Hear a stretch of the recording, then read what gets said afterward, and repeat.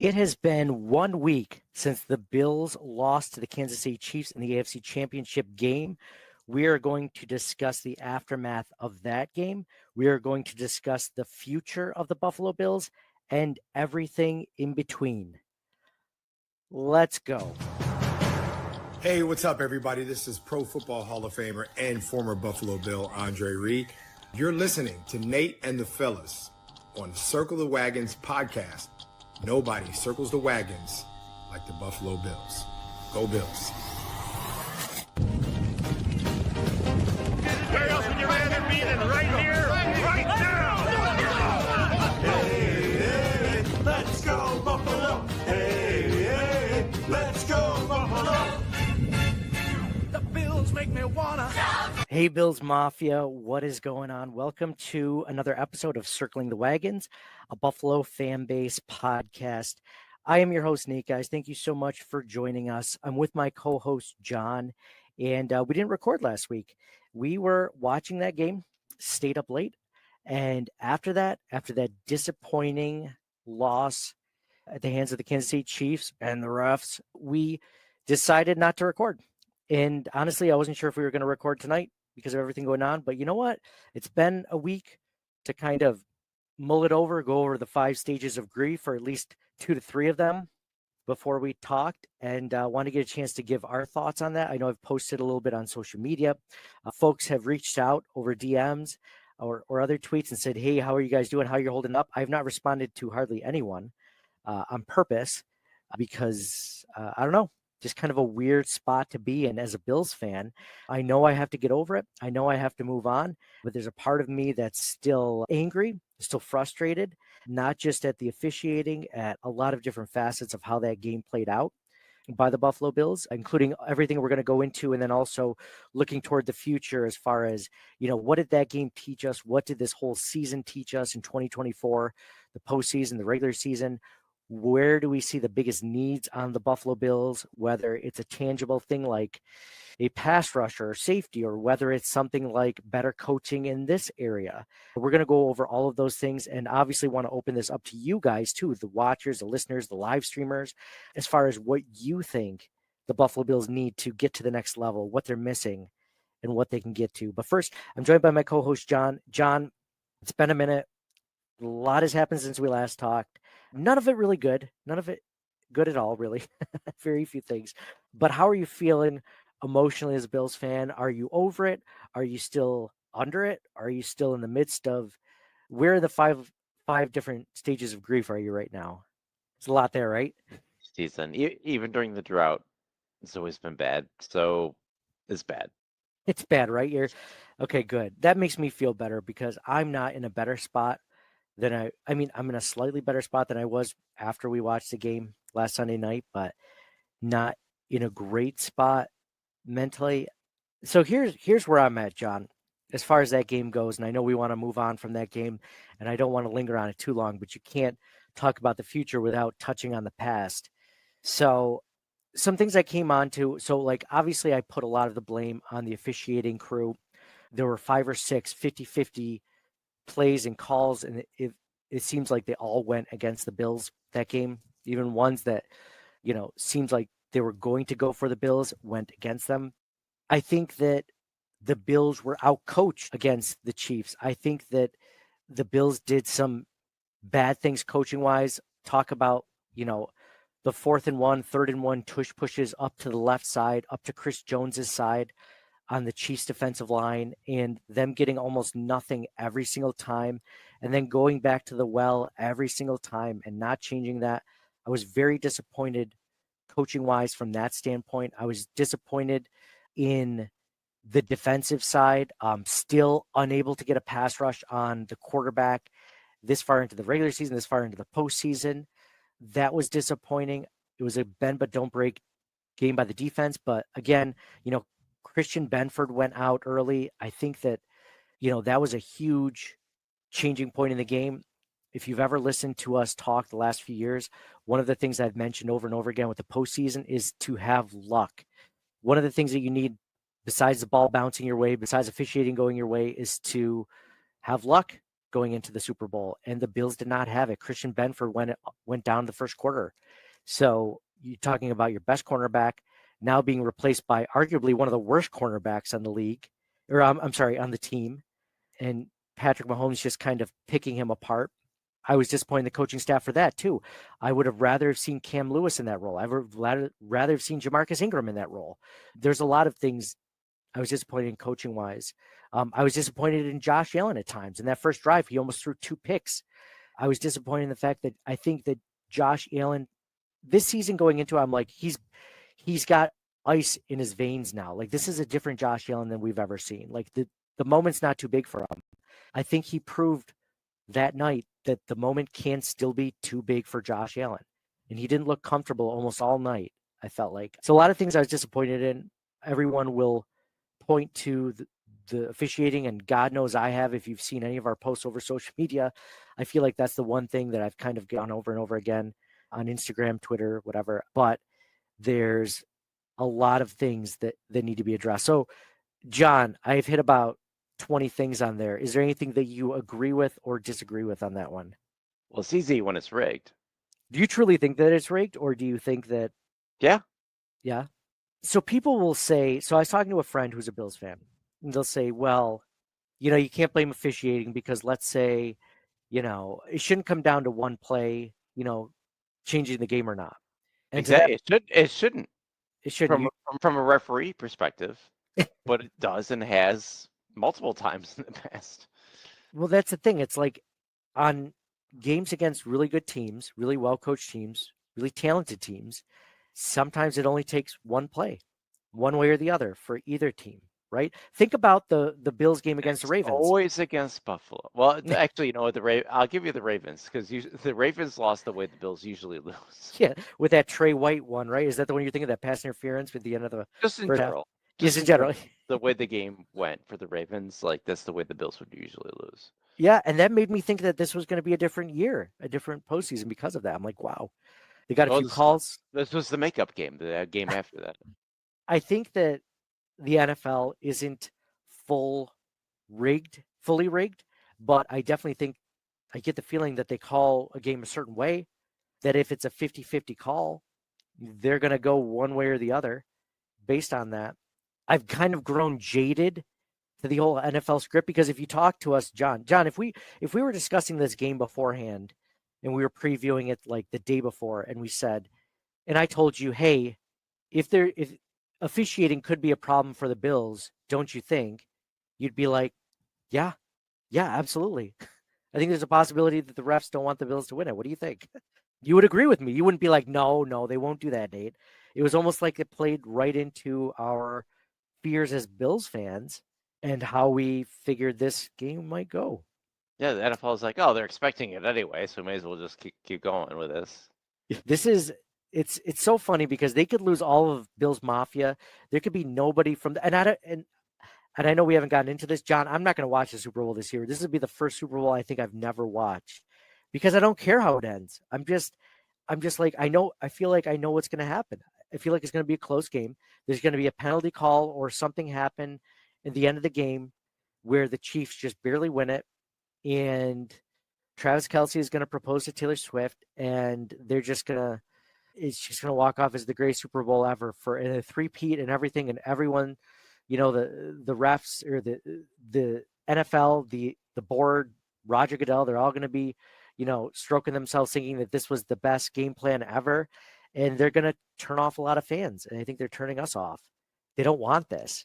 And it's disappointing to see that. And I think that that's kind of coming true to the point where they're thinking about putting in technology into the balls now to fix the way that, that's the one good thing about social media, man, is sometimes I'm like, I'm the only one that sees this, right? Like maybe it's only me. Maybe it's not just, maybe it's just in my head as a Bills fan. And then when you see all these other national media outlets, Barstool Sports, I know that's not national media like ESPN, but like Barstool Sports, who doesn't have a skin in the game, all these other things, Dan Orlovsky, all these, and they're just like, yeah, this is a terrible call. Like, I can't believe the NFL is getting away with it. And I'm just like, yes, okay, thank you. It validates you as a Bills fan. It's not just me. Like, I'm not going crazy here. I'm not just a jaded Bills fan. Like, other people are seeing it the way that I'm seeing it. So one of the things that they've talked about doing is adding, some sort of sensor into the ball to be able to see, ball markings better on the field.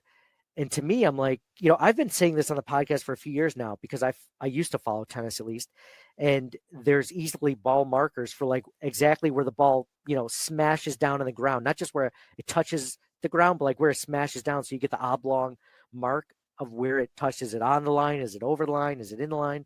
And the Bills or the NFL doesn't have that. And to me, I'm like, why would they want that? Why would they want better technology? Because all these 50-50 calls, if they do that, then they have to follow a scientific way of calling the game. Why would you do that? You look at that 1/4 and 1 where Allen should have had it. The far judge is walking like up, he's got it, and he sees the near judge. He's like, oh well, yeah, we're doing this now. Okay, yeah, it was all right. We'll just walk over to where that to be even with him. Like, so obvious. Well, it was obvious, just absolutely everything you said. And then also like the spot before that, Dalton Kincaid had the first down. And there was a guy, I think his name is Robert Fulton on Instagram, and they posted on Twitter and everything like that, showed like 6 different instances of the Bills getting the first down and the ref saying that they were a yard short. Like 6 different instances, right? And I don't know why they don't just have an overhead view of some of these close yard, because that would for sure tell them. Instead, they have all these weird angles and shit like they're looking at after the fact. But I don't know.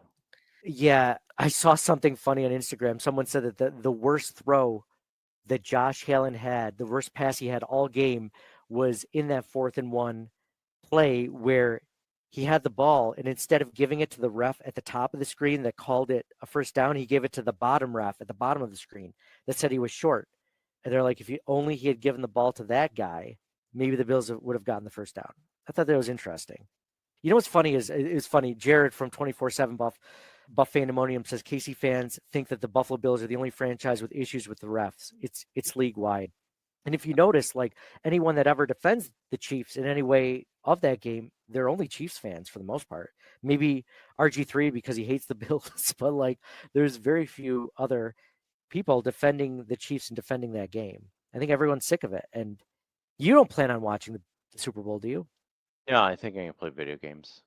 I'm going to get some sleep that night. It's going to be a great night for me. I might pay attention to see who won, but I don't care anymore. Like I used to go in thinking like I would go in and hate watch the Chiefs, right? Or the Patriots or whoever I didn't want to win, right? Because otherwise you don't really necessarily root for them. I used to root for Peyton Manning back in the day just because I liked him a lot, but otherwise I just usually hate watch the team I don't want to win. And this year I don't even care. I don't even care if the Chiefs get a three-peat. Like good for them, I guess. What's worse, the Patriots and the whole cheating thing, or the Chiefs and the whole rigged thing? Yeah. You know what? It's so funny because they both affected the Bills so much. So the Patriots cheated so much, the Bills were never going to win the division. But the Bills did suck that time. I think this is worse because the Bills are this close. I mean, think about how many times the Chiefs got bailed out this season by the refs, right? And then think about the fact that they almost didn't get the first seed and how important that first seed is in the AFC in the playoffs and the postseason. Getting that first round bye is tremendous. It is exponential compared to not getting it. And the Bills consistently don't get it because of the Chiefs getting bailed out by the refs, right? You can't look at a lot of games where the Bills won this season, definitely not more than one. I can't even think of one off the top of my head where you're like, the Bills got really lucky on that one. The refs gave them that one. They should have only been, 13-4 or 12-5. Like you can't look at it that way. Yeah, I agree. The Bills weren't good during the drought anyway, so yeah. Do you agree with that then? Wouldn't have mattered. Wouldn't have mattered. But yeah, and the thing that really, really sucks is the 2 seed used to get the bye also. 1 and 2 seed. Yeah. Even though you wouldn't get home field throughout. As soon as the Bills got good, they expanded the season and said, you know what? The 2nd seed, we're not going to give you a bye. The Bills keep getting the 2nd seed all the time. This is the first time we didn't get it. Yep. Let's expand it. Okay. Let's give both. No, only the first seed. Okay. It's a huge advantage. It's the biggest advantage it's ever been in this, and the Chiefs consistently get it. Besides last season, the Ravens got it, but I mean, I don't care if Josh Allen gets the MVP at this point. It's like I used to care kind of, but I wanted the Super Bowl more, and now I don't care. He could win it, and I'll be like, okay, fine. Like I've defended it He's enough. not gonna win it. He's not going to win it. And it doesn't matter. Like I agree. And I don't think he cares as much about that as getting the Super Bowl either. If not to speak for Josh Allen, I'm just guessing, but like that's the ultimate goal, right? Yeah, exactly. The other is just like a small, minuscule consolation prize, which you don't really care about if your team wins it. If your team wins it all, it's like, oh, that's a nice little. I feel like it doesn't mean as much as it used to. Same thing with Pro Bowls. Like I don't think the Pro Bowl meant anything. It's meant anything since like the 90s was the No. last time the Pro Bowl meant anything. And I think MVPs and these other awards are at that point too. Like it can't just be a quarterback every year, first of all. I don't know. The last time I had defensive player, I think I mentioned this a few weeks ago, Lawrence Taylor in the 80s. Offensive lineman never went. Like, I don't know. Like there's more offensive linemen than any other position. Like you would think that one of them would be good enough. Just numbers wise, one of them would be right, like for the Chiefs or something like that, or yeah. It's not a glamour position. I get it, but I don't know. I think Deion Dawkins is, after Josh Allen, is the next most important player on the offense. Oh, 100%.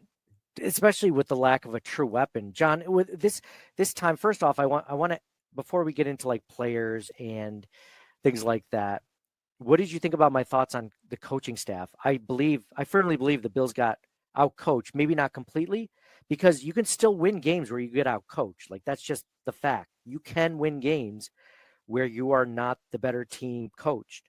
But I thought the Bills got out-coached. I definitely think the Chiefs had a really good defensive game plan. Josh Allen didn't look comfortable all night, did he? I didn't think so. I think the Bills had, like when they started to settle down and start running the ball, they did well. Allen's first drive was garbage. Yeah. But after that, I think he was fine. And I think I wouldn't put this game on Allen at all.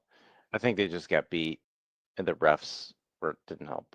Yeah, but the thing is, what's funny is like you could still get beat. It's a close enough game where you can still win it, right? Like you can still make it out of there in one piece and win the game. Like that's just the way it is. So as much as the Bills got out coached per se, let's say on the defensive side of the ball, they could have still won that game because they won the game before. I would argue that besides those turnovers against Baltimore, they didn't play the better game, but that's what mattered, right? So the Bills might have been out coached by the Chiefs, but they had a turnover go in their favor. They didn't cause a turn, or they didn't create a turnover for the other team. Benford got hurt. I mean, you want to talk about all the things that went against them, coaching wise. The Benford injury, I mean, that was huge. That was huge leading up to the game because he was injured the week before, and I was really nervous if he wasn't going to play. It's like, oh, Benford's in, he's going to be great, and then he got hurt, and like, oh, not good, terrible. Even Romo, like every single play, they're getting Kyrie Elam again. Yeah, let's not give him any help either, by the way. Like, we know it's going to go to Kyrie. Did you see that one play where he just fell down at the beginning of the route and just this guy was wide open? Hollywood Brown, I think that was his play. It's just like it's a frustrating as a Bills fan to watch that. And I used to defend Kyrie Elam, like he's not that bad. And then after this past season, I'm like, wow, he's still not that good. Like, that's a first round pick. In games like this, John, especially when they lose, you start to kind of look over the roster, and things that you let slide for a while, all of a sudden start to kind of peek around the corner and be like, hey, this is Von Miller. He's made $47 million in Buffalo, and he's had 14 sacks, in 3 seasons. Like, hey, like what a terrible signing that was. Well, you look at Kyrie Elam, you're like, what a terrible draft pick that was. Well, the Von Miller thing, he was playing really well for Buffalo, and then he got hurt. And he's been terrible since then. He's not been good. Yeah, but what if he didn't get hurt? Like, he was fine before he didn't get hurt. True. So I'm reluctant to blame injuries on older players, like, as bad signings. The Elam thing, okay. But then at the same time, they got Benford in the same exact draft. Yeah, true. They did hit on Benford in a great way. So, they took a swing at 2 corners in the same draft and hit on one. I'm fine with that. They just need better depth at that position. Yeah, this is interesting. Jennifer Kimmel says, I live in KC and I'm a diehard Bills fan. Chiefs fans are the worst. None of them want to admit what is going on because they are winning. Doesn't matter how. I don't believe any of this KC Bills has to do with the coaches. All of the bad calls add up and make it harder to do what we need to do. Yeah. I I disagree with the coaching part of it, but I see what she's saying. The bad calls definitely add up. Again, though, it's not the referee's fault that they called 4 or 5 tush pushes into the Chiefs' best defensive lineman. Again, I don't know why they kept doing that. They Was weren't it was it successful. was it that many? Like he dove over the middle on one, he got that one. And After he picked up the fumble, yes. I don't did they miss on more than two of those in the whole game? They didn't, I want to say it was at least 4 or 5 of them. There were That doesn't make I don't 4 or 5 like 4th and 1s or 3rd and 1s. Yeah. I don't know, that doesn't sound Third right. and ones, at least they do it on 3rd and 1 too, John. It's not It always was 4th and 1 where they lose the ball. I know it was enough for me to question it, but and they should have been doing something different. But There I was at don't least one think by the goal line that I think they it's didn't. over exaggerated on the number that they actually missed on. People are like, oh, they missed on 16 of them. Like, no, it's not No, that many. But that used to be a given, right? Like that play was going to work. it was their best play of the year. Let's play of the year. It didn't work against the Ravens, and it didn't work against the Chiefs, and they kept doing it over and over again as if the Chiefs were well coached. Like they were ready for a lot of what Joe Brady threw at them. Like I remember at least one play where the ball was thrown to who was it, Shakir out of the backfield, like a 2-yard pass, and there was a guy. I might have even been Trent McDuffie, ran like 25 yards away from, like he was away from him 25 yards, and he just sprinted, tackled him right as soon as he caught it. Chiefs were ready for what the Bills had. That's a coaching issue. There was no surprise in what the Bills ran. It felt like So just seemed what's your solution to that? the coaching issues, or just You want everything. to fire everybody, or what's your opinion? No, I don't think it's a matter of firing, but I think that there is some blame there. I mean, Joe Brady, I think, has done a good job for the entire. I mean, you look at the numbers the Bills have put up offensively, but when it came down to the playoffs, the Ravens and the Chiefs were both ready for Buffalo offensively, and they had to basically like claw and scratch their way to the points that they did, either by turnovers or Yeah, that's what the nothing. playoffs are. Once you get to the divisional and championship rounds, you have to claw and scratch your way. That's fair. The That's Broncos game was not like that. The Broncos game, where they were that's playing a one of the wild best card game. defense. That's the 7th seed. They had the best defense in the entire NFL, and they played them much easier than they did the next two teams. I think it has to do with I think it's a coaching thing. I think it's a somewhat of a talent thing, but I look at things to blame. You start looking at the Amari Cooper trade. It's like, why did we even trade for him? When did he become an impact player throughout the season after they traded for him? Like, what was the point of that? So I don't say fire the coaching staff, but they have to take a hard look in the mirror and say, Now you gotta look at the receivers too. Cooper, Samuel, and Keon all got hurt during the year, and none of them were on the team the previous year. So they had to not only come back from injury, but like they're still like learning how to play with Allen and the offense and everything else. They were all at a disadvantage. yeah, but it never really seemed to come to fruition of Like Cooper, they recommended surgery, and he declined so that he could play through it. oh, that's interesting. I didn't see that, but the Bills were working with a lot of things against them. They had over $50 million in dead cap space from players that they let go. And they get all that back next year. They get a second round pick next year. Yeah. A second round pick from Houston. You're saying for that Stephon Diggs trade. Mm-hmm. I got to look up how much cap space the Bills have. But I know that the Bills can save $15 million by cutting Von Miller this season. Would you take that? Considering he's their second best pass rusher on a team that doesn't have very many pass rushers. You either pay him $23 million to keep him on the roster or cut him for $15 million in dead cap space. So he took a pay cut last year. He did? He expressed interest in not retiring this year. So he could do something similar this year to keep playing. Another pay cut? You think he'd do that?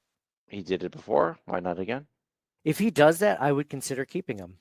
take another I think it was like a $9 million pay cut. I would consider keeping him for that reason only. I think pass rusher is one of the positions they still need the most help at, and they've been trying to do that for many years. It's been their Achilles heel. But now also, I think maybe even more so this year, defensive back. Rasul Douglas is a undrafted free agent. The safeties don't look great. DeMar Hamlin, one of their starters, is an undrafted free agent. Unrestricted, yeah. Unrestricted free agent. So I think pass rusher, if you're asking me, because like we just said, we're not going to change the coaching staff necessarily, minus Matthew Smiley. Again, those special teams isn't a huge impact on the team, and you could argue that he did some good things with Tyler Bass through the stretch. Tyler Bass did not miss a kick in the postseason. Credit to Tyler Bass. I give him more credit than I give the special teams coordinator, but the Bills did mention they're going to keep special teams coach. So coaching aside, they're not losing any coaches, which is not necessarily a bad thing. You just mentioned pass rusher. I would argue that pass rusher, either defensive tackle or edge defender, like we need pass rush. Like the Bills just aren't getting it done with 4. And then when they have to rush more than that, they're not getting home, where it feels like all of these teams that are in the Super Bowl or were deep into the playoffs had those kinds of guys that on any given play could disrupt the pass. And the Bills just really didn't have that unless they blitzed towards the end.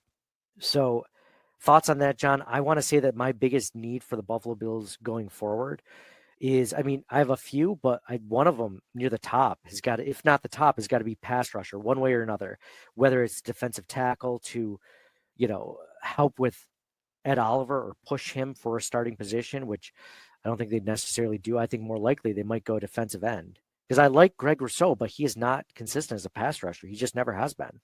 He has flashes, but not consistent enough. And the Bills just can't seem to take advantage of that. it's high up there for me too. It's between that and defensive back. Both quarter and safety, they need more. And offensively, they're probably going to still add a receiver somehow. But in general, the offense seems, I mean, Gilliam's a free agent, Ty Johnson, but they still got Frank Gore. They're probably going to add a receiver somehow. That's probably like my third after the defensive backfield mess and the getting a pass rusher. I guess maybe fourth if you count corner and safety is 2 separate things, whichever I think I'm going to on this. So corner for me. So real quick, between corner and safety, what's your bigger of the two? Bigger like need of the two, or do you see them both the same? Safety.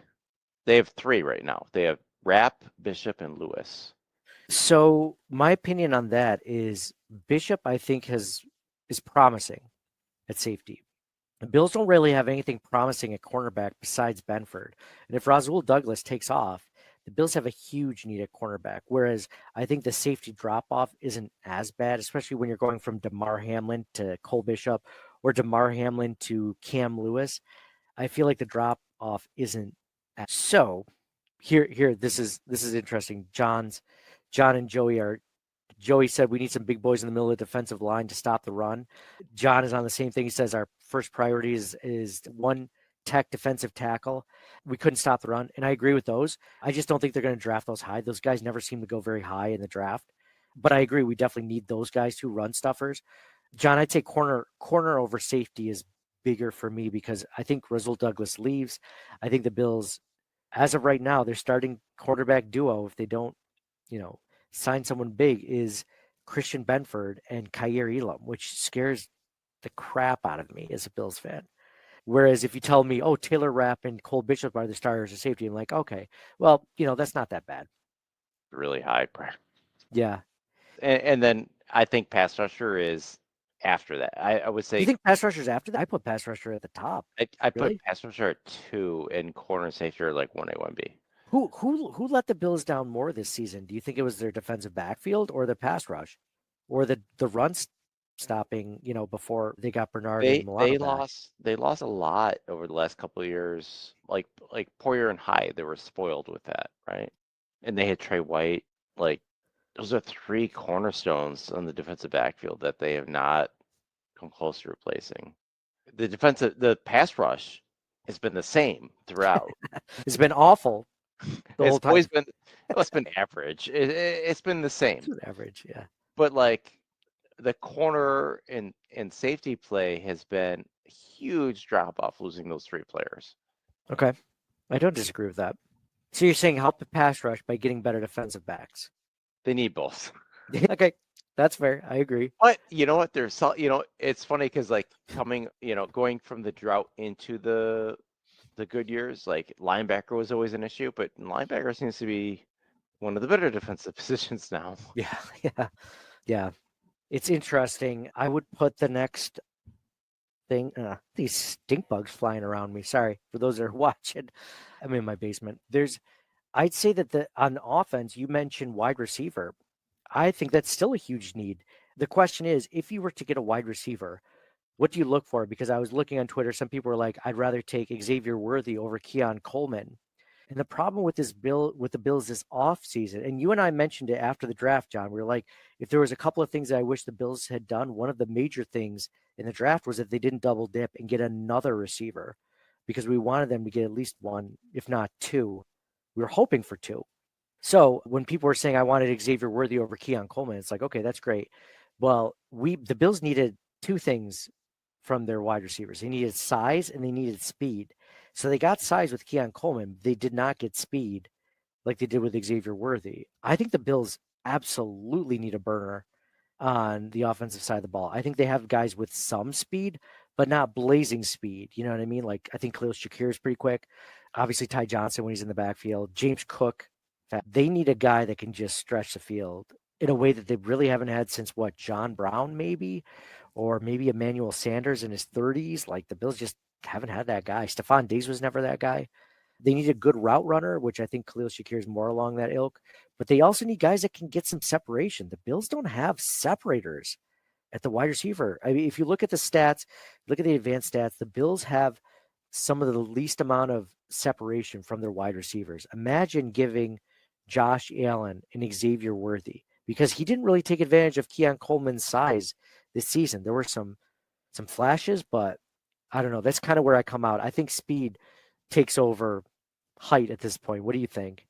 Well, I mean, you can't have everything. Like the biggest knock on the receivers the last several years was they couldn't catch.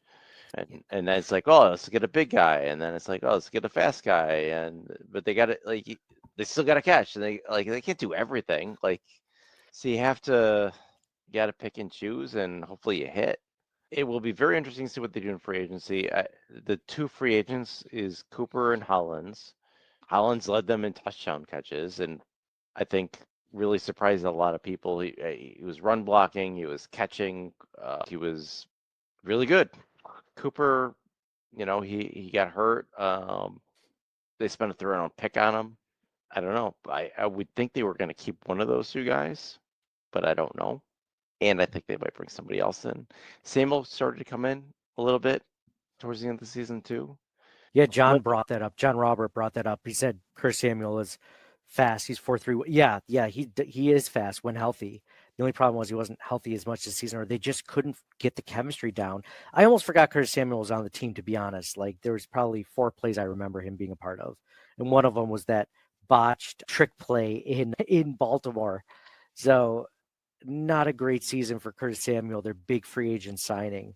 Again, not great chemistry there with Allen and Samuel. I'm not saying that's Samuel's fault. I'm not saying that's Allen's fault. I don't know. Yeah, and even Coleman. Coleman was looking really good earlier in there, and then he got hurt, and then you never heard from him again. So all these guys, you don't know if it's because of injury or what else, but Kincaid wasn't as involved as you might think he would have been. He has some drops throughout the year, not just in the game. Something that plagued Dawson Knox early in his career, he had some drops too.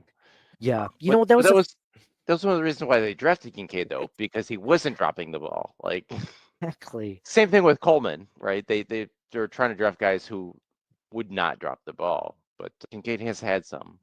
And it makes you obviously think of that last play where Josh Allen heaved one up on 4th down and Dalton Kincaid dropped it.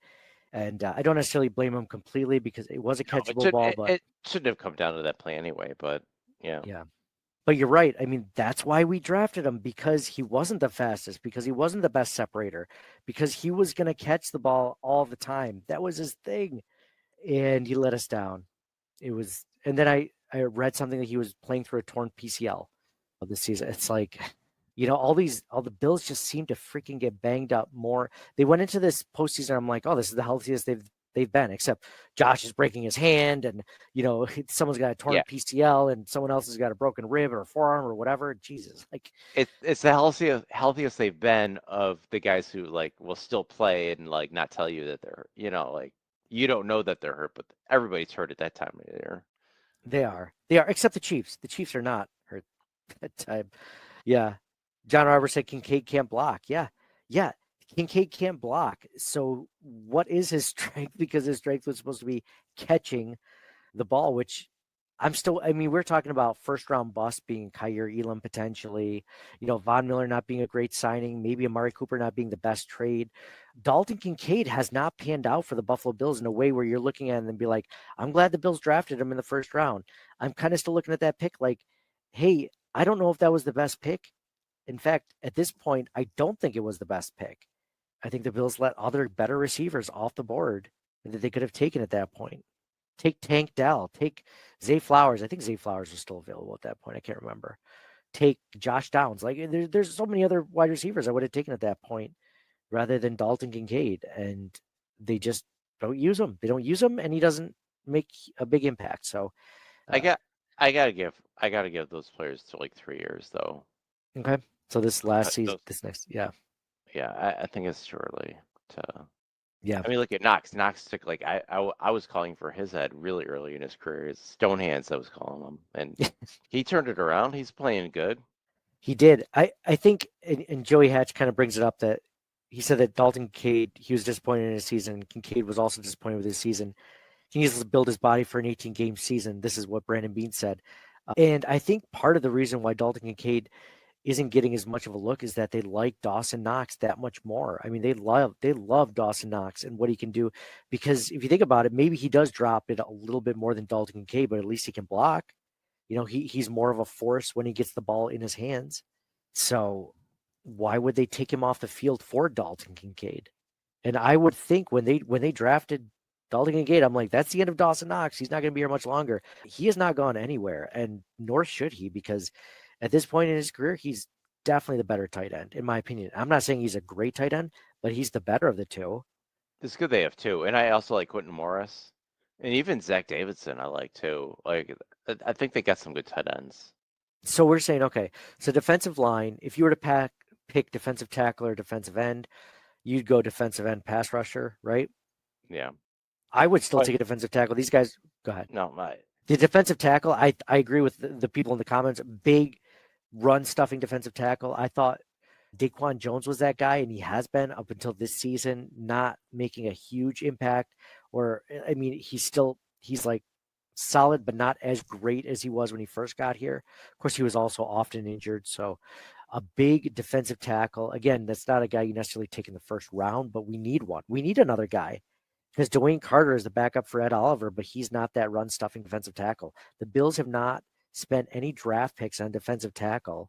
They spent one on defensive tackle since Ed Oliver, and that was Dwayne Carter. And they have not tried to ever, in the Beane era, get that huge run stuffing 300-pound defensive tackle that feels like almost every other team has, the one tech guy, right? So, and then we were also saying, so defensive end, defensive tackle, safety. You mentioned corner is a huge need, and then wide receiver. I think that sums it up, because the Bills, I mean, they should always draft, an offensive lineman or receiver every season, in my opinion. But I mean, this was the best offensive line the Bills have had, and I think that's one of the reasons why they had such good success running the ball and passing the ball at times. Yeah, I think those are the top 5 needs, and whatever order you want to pick: corner, safety, rusher, tackle, and offensive line. It looks like they're largely going to be intact next year. Alec Anderson, Mr. Declare Eligible, is an ERFA, so he should be relatively easy to resign. The only other 2 unrestricted agents are Will Clapp and Tommy Doyle. Tommy Doyle has been hurt a lot, so I know he's been promising for us in the past, but I guess we'll see how that goes. But Yeah, it looks like offensive line should be intact, which is nice. Tight ends will be intact. We were talking about, coaching being an issue at times in the AFC Championship game. One area where I think the coaching has been absolutely huge, and if Josh Allen does win the MVP, this guy's going to be a major reason why, is Aaron Cromer. I mean, this offensive line is the best. He is getting the most out of these players than they've ever gotten. I mean, Connor McGovern at center, moving from guard to center, Spencer Brown going from a potential bust as a right tackle to being one of the best in the NFL. I saw today that he had a stat of like 0.2% pass rushing percentage against him. I mean, that's insane. Like he's one of the best on their team and one of the best in the NFL, especially in the AFC. So the work that he's done with that group, this is the best they've ever been. So yeah, I think we hit on the top five. I would still absolutely take. It sounds like for tackles between Vandemark and Tylen Grable, like they have good swing tackle depth for once, which is great to have. I think they could draft someone along the interior, and I wouldn't be upset about it, right? Like someone to maybe push Mark or David Edwards, right? Like I think David Edwards is good. I don't think he's great. I think there's a potential ability to upgrade there, and I think that mostly though, it's on the defense. So someone mentioned earlier in the comments, and I forgot to bring it up about Dorian Williams in the linebacking core. I think the Bills should draft another linebacker, but I like the linebackers that they have. I know Milano's getting older. I don't think they re-sign him after his current contract, which I believe he has 1 year left, maybe 2 years left. Terrell Bernard's going to get money soon. I believe the Bills do a better job at drafting linebackers than other positions, so I'm not so worried about that. It's just the defense, man. If you had to, John, go back to the Chiefs game, I guess which side of the ball let you down more as a fan, the offense or the defense, or which side do you look at the ball? You're just like, man, like they just couldn't hold up. I think it was the defense. I think they weren't tackling very well. They weren't fast enough. And then once Benford went down, Elam was just a liability and just didn't work out. I agree. The defense always seems to be letting down the Bills in the postseason. It feels like they're one of the main reasons why the Bills are always knocked out of the postseason. It feels like less of Josh Allen. I'm not saying Josh Allen played a perfect game, but he played a game good enough to win that game. But the defense, again, just letting him down. So, John, anything else that you want to add for this episode? I know we hit on the game itself, the disappointment in it, the officiating, the coaching, the players. It kind of led into our discussion about where we see this team's, biggest needs going forward. John Robert brings up a good point here. I would like to see Javon Solomon play more. I mean, obvious pass rushing downs, I agree 100%. I think it should be, at this point, Greg Rousseau and Javon Solomon on the field, as opposed to, and I'm not saying Javon Solomon. I saw at least a couple of plays where he got burned, where it was a run play or something like that, or even a pass rushing play. It's just, he's not there yet. But then again, he's a rookie. But the upside there is tremendous. I really hope they take advantage of that. He was one of my favorite draft picks that the Bills picked. So, yeah. This is funny. Joey Hatch brought up, and a lot of other people are commenting. We're just reading this. He said Kansas City's only scored 30 points or more this year, and one of them was on us. So what's that say about our defense? You tell me. Well, then we kind of just hit on that. Bills defense is again letting the Bills down, and at least they were healthy going into this game. But then again, you get last year the Bills lost against the Chiefs in Buffalo, but they lost Terrell Bernard, they lost Christian Benford, they had a hobbled Rasul Douglas. I mean, there were so many reasons the Bills lost that game. They lost Tre'Davious White, obviously, earlier this season. They didn't have Matt Milano. They were trotting out AJ Klein, and the Bills just can't seem to catch a freaking break when it comes to injuries in the postseason, man. And yeah, the Chiefs took advantage of it. Credit to them, man. Spagnuolo is a great defensive coordinator. Andy Reid is a great offensive play caller. They took advantage of the Bills both sides of the ball. So John, since we're not talking, we'll probably be a little while until we talk again, maybe a few weeks until after the Super Bowl calms down and free agency starts to pick back up. But are there any parting thoughts on the season, on the Bills in general, on anything else? I think I'm depressed enough. Dude, I'm trying not to stay. I'm trying to keep a level head. I'm trying to keep my head above water. But it's tough. It's tough as a Bills fan, man. This is a tough way to lose. There's a lot of people that feel like you, and of course, Chief fans are, if you're on social media, their comments are just cry, cry baby Bills, stuff like that. And yeah, it's a weird, depressing time. I want to take this opportunity though. As a podcast, we've been recording almost every week since training camp, since before training camp, at least consistently every week. So we want to thank all of you guys for listening, all of you guys for tuning in this past season. This is our first season with Buffalo fan base. So it's been fun. It's been a blast. I appreciate everyone that's left us a review, left us a comment on Facebook, YouTube, Apple Podcasts, Spotify, that have taken the time to follow us on social media, whether it's Instagram, Twitter, Facebook, X, whatever you want to call it, TikTok, YouTube, whatever. Appreciate you guys following us, being a part of these broadcasts, being a part of the comments, subscribing, listening, downloading, following us. And yeah, the podcast would be nothing without you guys. We've been doing this.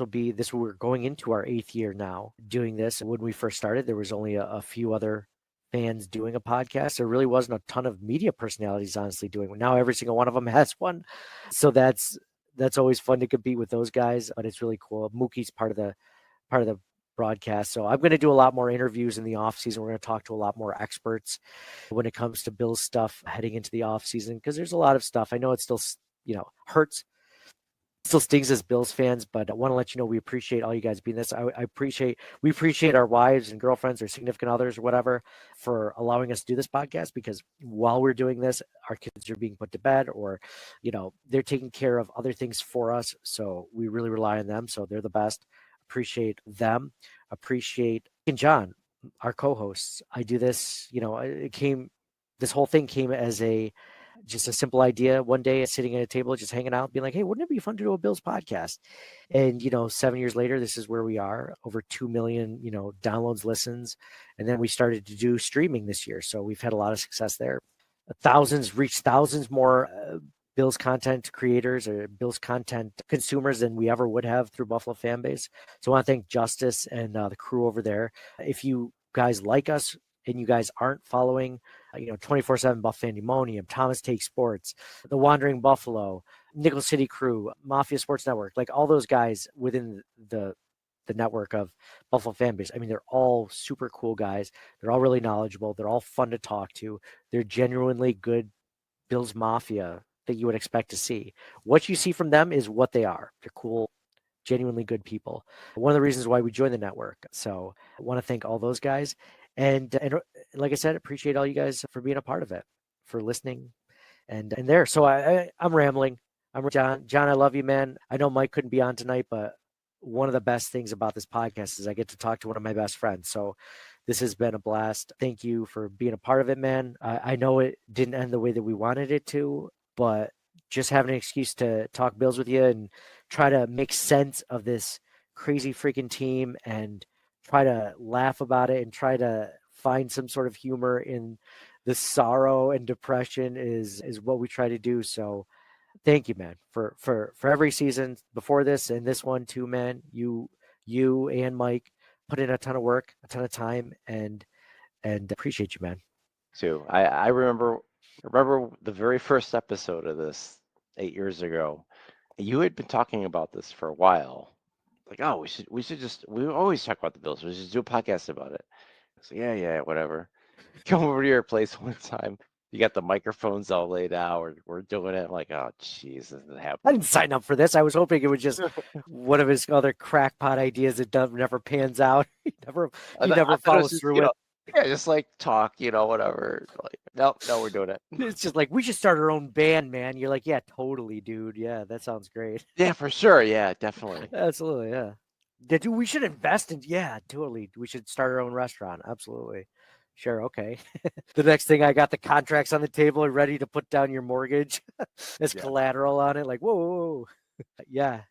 Yeah, no, this is the best part about all of this, obviously, besides interacting with, listeners and stuff like that, is just talking to you guys. I mean, that's a good excuse, man. When you get into we started this in our 30s and now we're in our 40s, but it's like one of the best excuses you get to talk to friends and family, man. It's you got to take advantage of it when you can, because it's not as often as your teens or your 20s, man. It's just life gets crazy, life gets busy. So this is just another outlet for that. So thank you guys all again for listening. So John, closing out the 2024 regular season and postseason, signing off for John. This year's the year. And for me, Nate, go Bills. This year will be the year. I'm much more confident. The Bills did a lot with a little this season, and between free agency and the draft and everything else, you know, I think that there's a lot of things to be excited about as Bills fans. So appreciate, like I said, all you guys for listening, being a part of this. We love you guys, and we'll talk to you guys again soon. Thank you for listening to the Circling the Wagons podcast. Download and subscribe to us in your favorite podcast service. Email us at ctwpod@gmail.com. That's Charlie Tango Whiskey Pod@gmail.com. Follow us on Facebook and Twitter at CTWPod. And most importantly, go Bills! Nobody circles the wagons like the Buffalo Bills. Nobody circles the wagons like the Buffalo Bills, Nate. Well, listen, the whole show is called Circling